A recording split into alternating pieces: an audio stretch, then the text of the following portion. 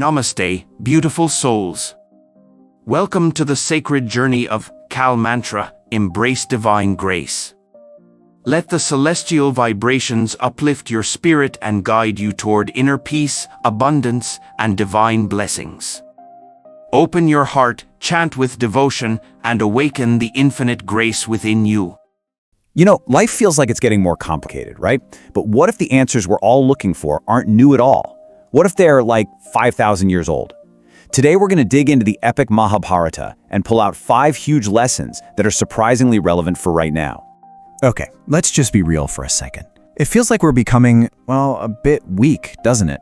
Our focus is shot, we're scared to death of failing, and it's way too easy to get pulled in by the wrong people. It really makes you wonder, are we becoming a weaker generation? So, what's the fix? Another app? Another self-help book? Maybe not.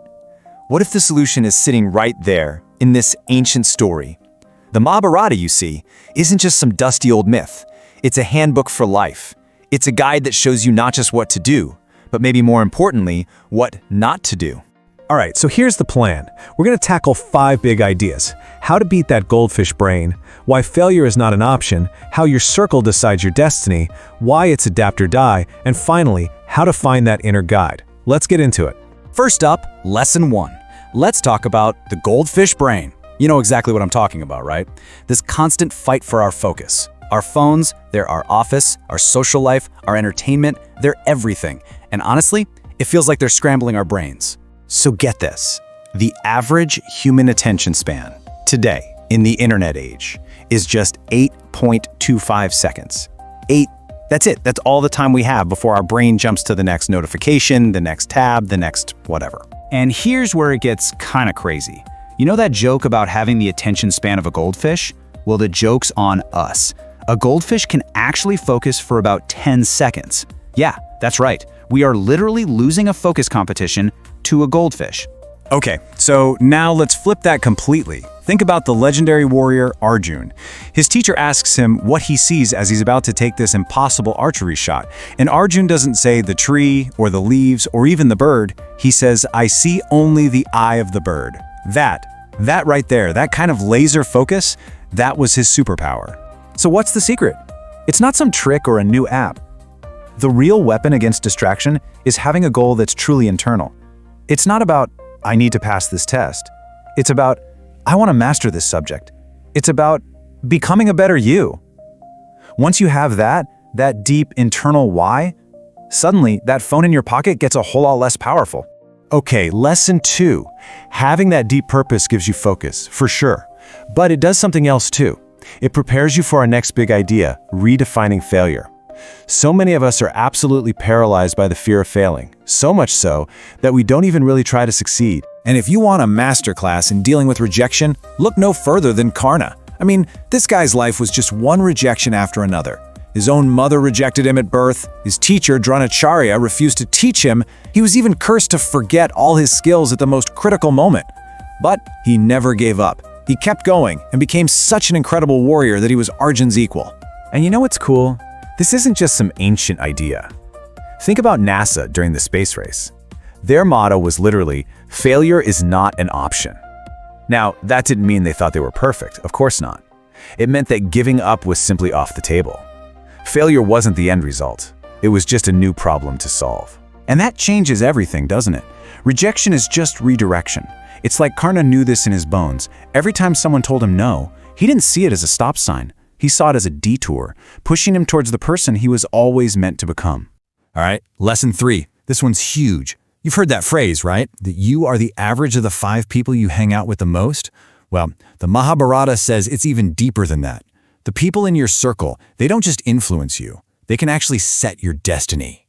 Just look at the 2 sides in the epic. You've got the core of us, and their main advisor is Shakuni. He's a total manipulator, a yes man who just whispers what they want to hear and feeds their ego. And then you have the Pandavas. Who's their guide? Sri Krishna. He's the complete opposite. He calls them out when they're wrong, asks the hard questions, and gives them clarity when they're totally lost. So this brings up a really tough question for all of us. You have to look at your own life and ask who elevates you and who exhausts you. Who is your Krishna and who is your Shakuni? Okay, on to lesson 4. And in the world we live in today, this one might be the most important of all. It's simple and it's brutal. Adapt or become obsolete. Because skills that were valuable last year might be useless next year. Think about someone like Sundar Pichai, the CEO of Google. The guy studied metallurgy in college. He wasn't a computer science prodigy from day one. His success came from his incredible ability to pivot, to learn, and to adapt to a world that was changing at lightning speed. And this is the Pandavas' story all over again. When they were exiled, they lost literally everything. Their kingdom, their status, their wealth. Gone. But did they sit around and complain? No. They adapted. They learned how to survive in the forest. They turned a total disaster into a chance to get tougher, smarter, and stronger. The lesson here is a fundamental law of nature, really. The world doesn't owe you a thing. And those who can't or won't change, they just become obsolete. They get left behind. It was true in the ancient forest, and it's true in the job market today. And that brings us to our fifth and final lesson. This one gets to the core of that feeling. You know the one, that feeling of being a little lost or stuck, even when on the surface, everything seems okay. It's exactly how Arjun felt, standing on the battlefield, moments before the biggest war in history was about to start. And Krishna's advice to him boiled down to this one powerful idea: Dharma. Now, Dharma isn't just a word for religion. It's way more personal than that. It's like your personal code, your purpose, your own internal compass that tells you what's right and gives your actions meaning. And the great thing is, this isn't just some vague philosophical idea.